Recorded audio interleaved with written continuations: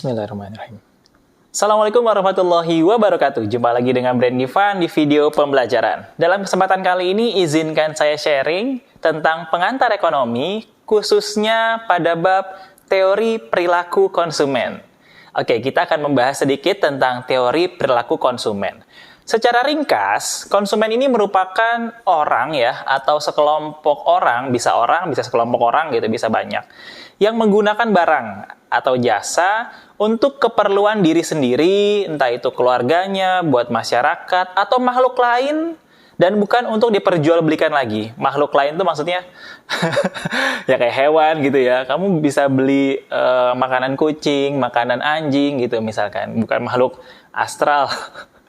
Nah, artinya konsumen adalah orang yang mengambil nilai manfaat dari barang dan jasa yang kamu beli tersebut. Jadi seperti itu secara garis besar. Sebelum kita mengkonsumsi barang dan jasa, konsumen harus melewati beberapa tahapan sampai akhirnya dia beli dan kita mengkonsumsi gitu. Mengkonsumsi bukan berarti hanya minum atau makan, tapi mengenakan. Kayak saya beli baju baru sampai saya pakai bajunya. Sebagaimana definisi istilah-istilah lain, perilaku konsumen mendapatkan banyak perhatian tentunya dari para ahli di bidangnya. Untuk memahami secara objektif begitu ya, berikut ini coba akan saya tampilkan beberapa pendapat ahli tentang definisi perilaku konsumen. Nah, ini dia yang pertama. Dan kedua, ada dua nih. Leon Schiffman dan Leslie Kanu, dan teori kedua Kotler dan Keller. Terkenal ya, Philip Kotler dan Kevin Keller. Kata Mas Leon dan Mbak Leslie, Leslie ini cewek apa cowok ya?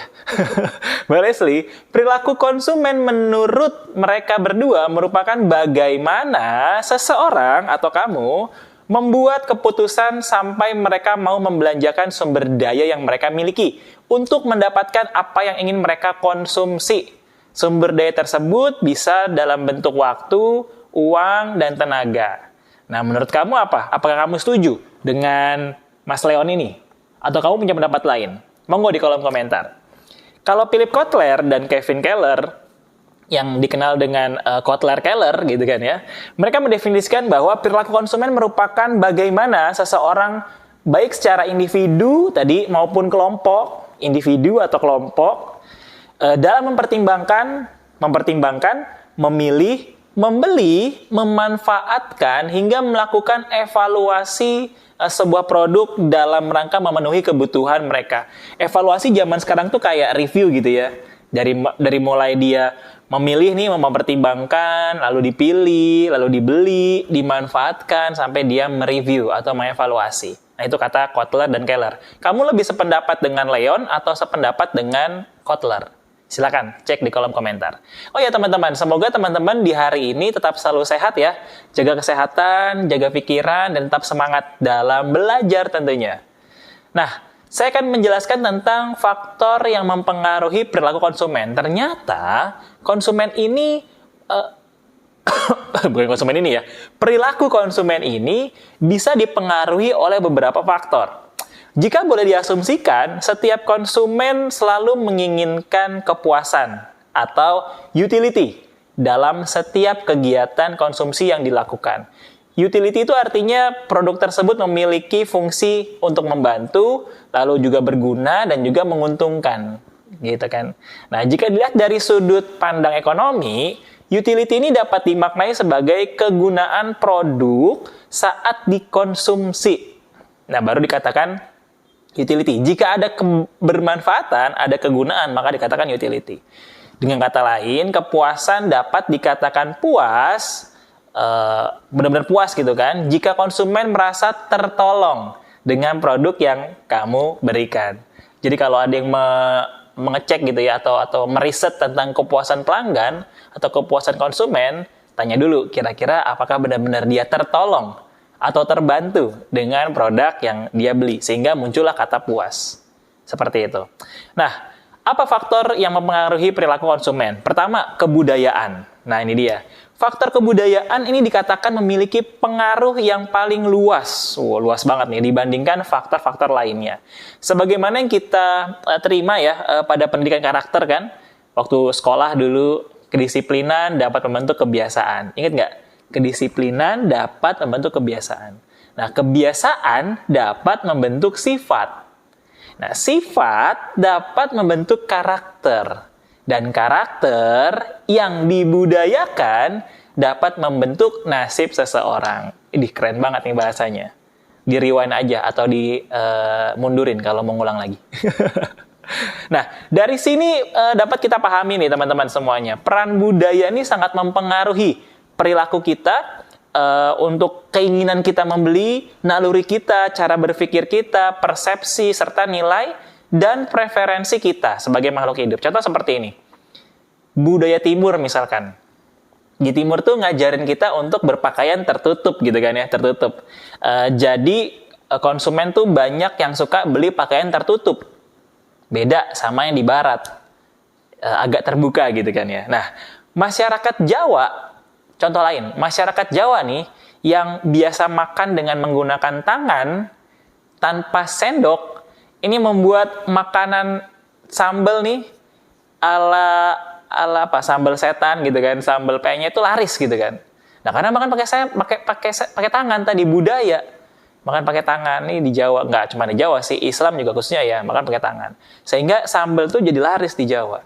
Nah, kalau kamu mau jualan sambal, nah itu dasarnya. Karena sambal itu paling enak dimakan pakai tangan gitu, dicocol gitu, cocol. Lalu yang kedua apa? Sosial. Nah, teman-teman, sosial ini juga mempengaruhi loh, sosial kita nih, mempengaruhi perilaku kita. Kelompok sosial ini bisa jadi keluarga, lingkungan tempat kita tinggal, teman sepergaulan gitu kan ya, anak jaksel, anak jaktim misalkan, terus sama masyarakat. Nah, faktor ini memiliki pengaruh yang cukup besar dalam membentuk perilaku konsumen, karena seseorang itu dibesarkan di dalam lingkungan ya, lingkungan yang seperti apa lingkungannya, sehingga terbentuklah karakternya dan terbentuklah kebiasaannya. Hal tersebut berpengaruh terhadap caranya mengkonsumsi sebuah produk. Misal gini, seseorang nih yang dibesarkan dalam keluarga yang teliti dalam hal keuangan, cenderung nih mendahulukan prioritas, sehingga dapat menekan pengeluaran yang dirasa nggak perlu-perlu amat gitu loh. Jadi udah biasa dari kecilnya hemat gitu, hidup hemat. Jadi tahu mana yang prioritas dalam hidupnya. Nah, sementara itu misalkan seseorang yang dibesarkan dalam lingkungan yang suka kuliner misalkan ya, suka makan, suka jajan gitu, cenderung menikmati berbagai macam kuliner untuk apa? Menuntaskan rasa penasarannya. Nah, contoh seperti itu. Dari sosialnya itu, dibesarkan dari keluarganya. Seperti itu. Yang ketiga, pribadi. Oh, udah lumayan juga nih. Pribadi. Perilaku konsumen dapat ditentukan dari pribadi orang tersebut tentunya. Misal saja faktor usia, psikologi, kesehatan, kepribadian, gaya hidup, kondisi ekonomi, apalagi kalau pribadi, jabatan, dan konsep diri dari konsumen tersebut, konsep dirinya sendiri. Nah, tahapan psikologi seseorang dalam mengkonsumsi produk bisa aja ini dipengaruhi oleh kematangan berpikir dan juga kedewasaan seseorang. Jabatan pun juga menandakan tingkat kesejahteraan dan gaya hidup seseorang. Kesehatan mempengaruhi apa saja yang boleh dan nggak boleh dimakan atau diminum. Jadi seperti itu ya, pribadinya dia. Kalau kamu misalnya punya gula gitu ya, punya gula nih di kesehatan nih, punya gula ya, berarti jangan makan makanan yang meningkatkan atau banyak gula, kan seperti itu. Kayak nasi, oh udah harus dihindari tuh. Nasi itu gula banget kan. Seperti itu. Yang keempat, psikologi. Faktor ini dipengaruhi oleh keinginan seseorang untuk diakui, dianggap ada, diterima di lingkungan. Ini psikologi nih. Nah, beberapa hal psikologi ini yang mempengaruhi perilaku konsumen, seperti motivasi, kepercayaan diri, self-esteem, lalu ada proses belajar, dan lain-lain. Nah, ini membuat mereka tuh akan membeli barang-barang sesuai dengan ya apa yang dia inginkan gitu loh. Saya biar, nih contoh, kamu punya klub bola, di sekolah kamu ada klub bola, ada klub basket.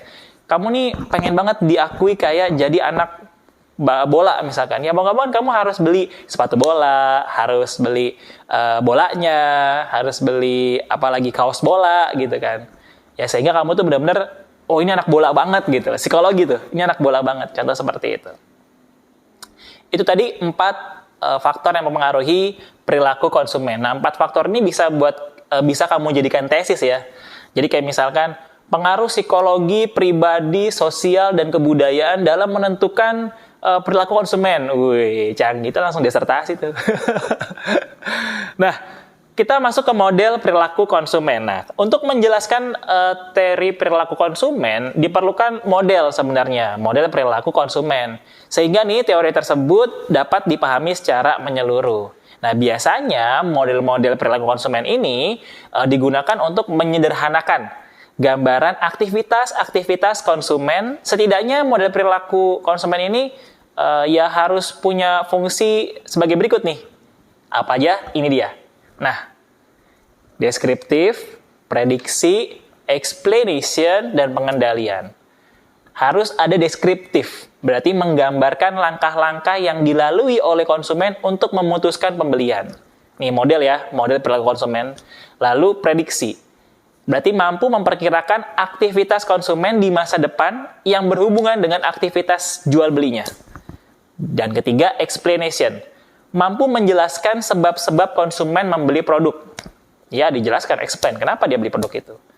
Yang keempat, pengendalian, mengarahkan aktivitas yang dilakukan oleh konsumen di masa depan agar melakukan pembelian ulang. Repeat order, istilahnya seperti itu. Nah, kalau udah mencakup keempat fungsi ini, barulah bisa kita buatkan modelnya. Model perilaku konsumen. Saya akan share beberapa model perilaku konsumen. Yang pertama yang saya tahu itu ada Pavlovian model.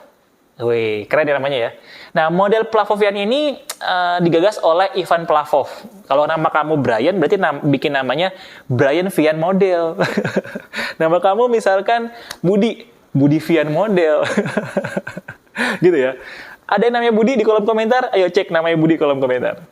Kalau Pavlovian model ini terdiri dari 3 indikator. Drives, dan reinforcement. Ada drive, lalu drives, ada S-nya belakangnya, dan juga reinforcement. Kalau drive ini merupakan sebuah stimultan yang diharapkan dapat memancing sebuah akibat. Kalau drive, drives, pakai S gitu ya, merupakan kebutuhan psikologi seperti rasa sakit, nikmat, bahagia, sedih, ya pokoknya psikologi lah ya. Lalu kalau reinforcement berarti merupakan sebuah dorongan yang timbul akibat adanya kebutuhan psikologi tadi, yang sebelumnya telah dibangkitkan oleh stimultan. Adanya drive tadi, kemudian drives, ada S, lalu reinforcement. Nah, itu model Pavlovian model. Ya, Pavlovian model. Model yang kedua, yaitu model input, proses, output model. Jadi ada ya input, proses, ya output. Model ini terdiri dari 3 indikator ya tadi ya input, proses, output. Ini kayaknya belum punya nama deh. Gimana kalau kita namain model IPO? Input, proses, output. Keren kali ya? Model IPO. Yang dimaksud dengan input adalah strategi marketing yang dijalankan oleh perusahaan. Nah, itu inputnya tuh apa strategi marketingnya. Nah, strategi ini bisa jadi 4 poin ya, biasa yang kita kenal dengan 4P. Produk, price, place, promotion. Nah, jadi ada 4P biasanya. Atau 8P misalkan, lebih banyak lagi. Atau 12P, kali ada. Nah, sementara proses. Kalau proses berhubungan dengan bagaimana konsumen melakukan transaksi. Proses transaksi. Dan yang terakhir output. Kalau output berarti respon yang diberikan konsumen terhadap produk itu. Feedback lah harusnya nih ya. Feedback untuk produk tersebut yang sudah digunakan.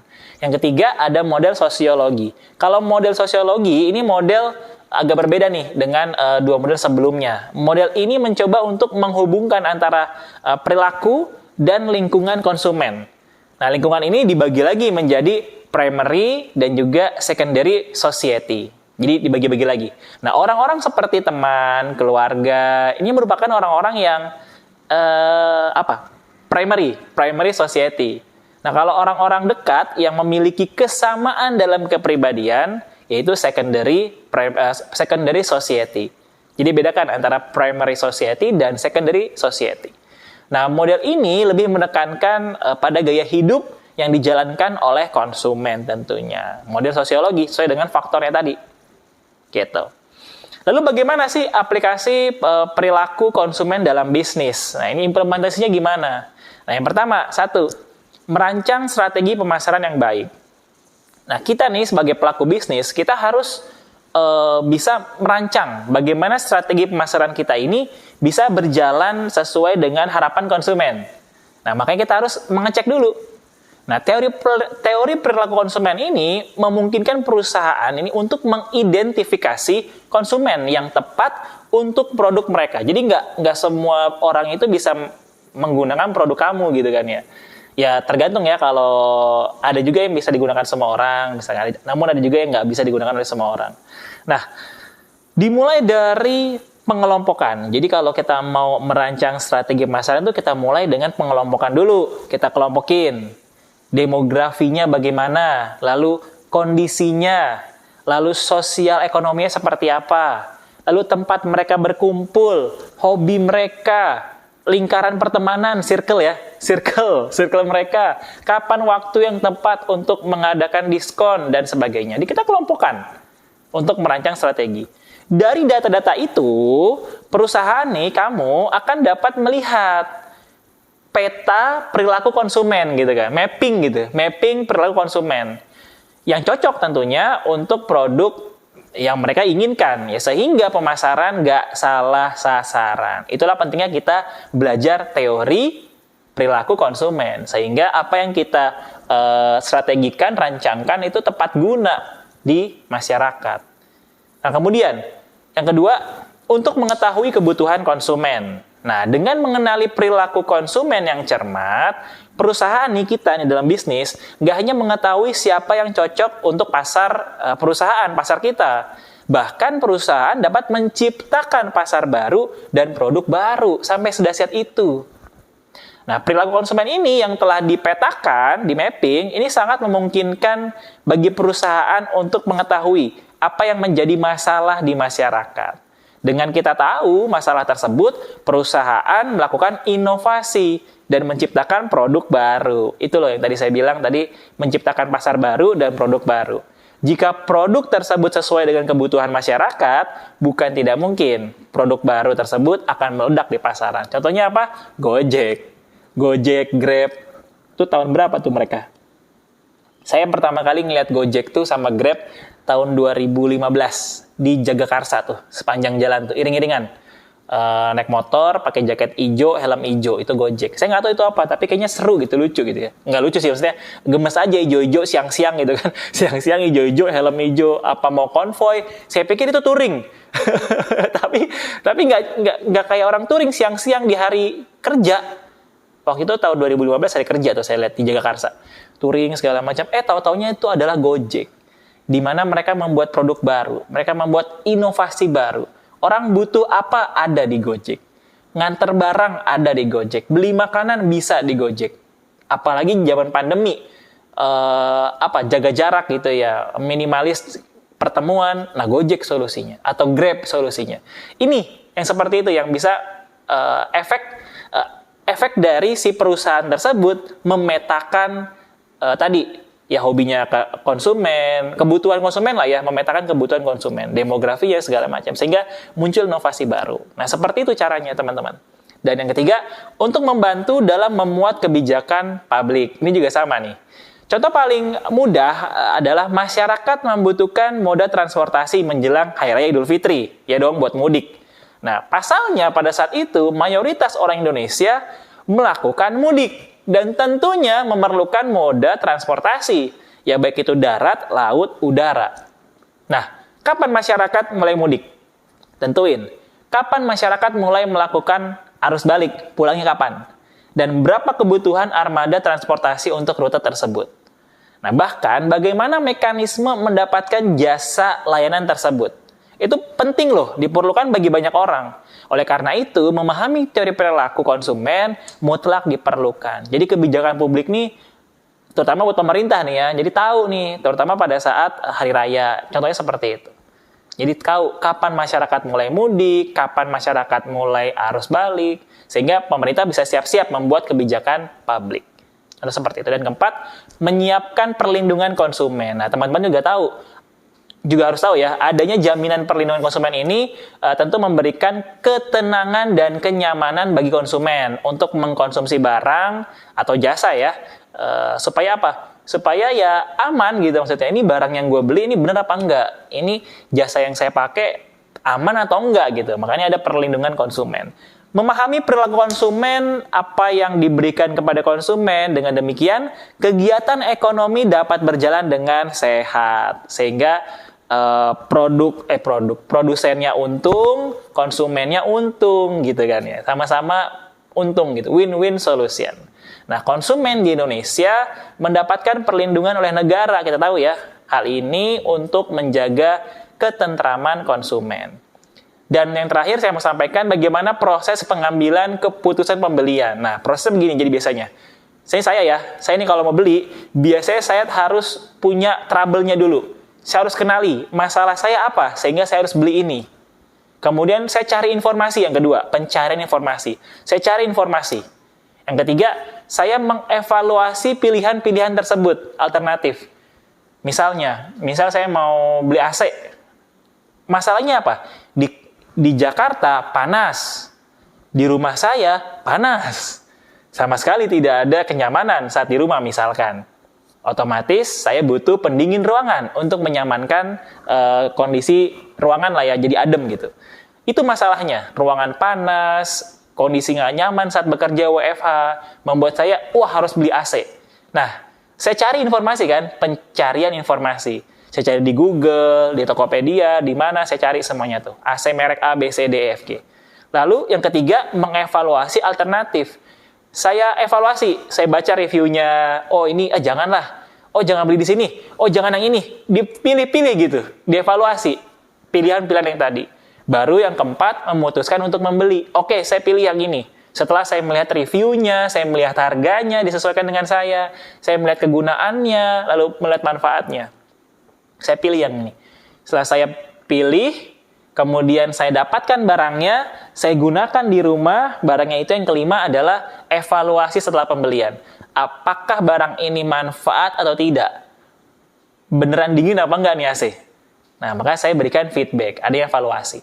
Kalau misalkan AC-nya benar, AC-nya terpercaya, dingin, benar gitu ya, bukan abal-abal, saya akan merekomendasikan kepada teman-teman saya yang mau beli AC. Tapi kalau AC-nya ini jelek, nggak bagus, saya akan komen sejahat-jahatnya di aplikasi online itu. AC-nya jelek nih, nggak bagus, segala macam. Dan tidak akan saya rekomendasikan. Jadi kamu, sebagai pelaku usaha, pastikan kamu tahu step-step ini sehingga kamu bisa terus berkembang usahanya. Dan tentunya kamu harus paham juga bagaimana teori perilaku konsumen itu bekerja. Terima kasih, itu yang bisa saya jelaskan. Semoga bermanfaat. Jangan lupa like, komen, dan subscribe. Sehingga saya bisa terus berkembang di dunia per-YouTubean tanah air. Terima kasih telah menonton. Wassalamualaikum warahmatullahi wabarakatuh.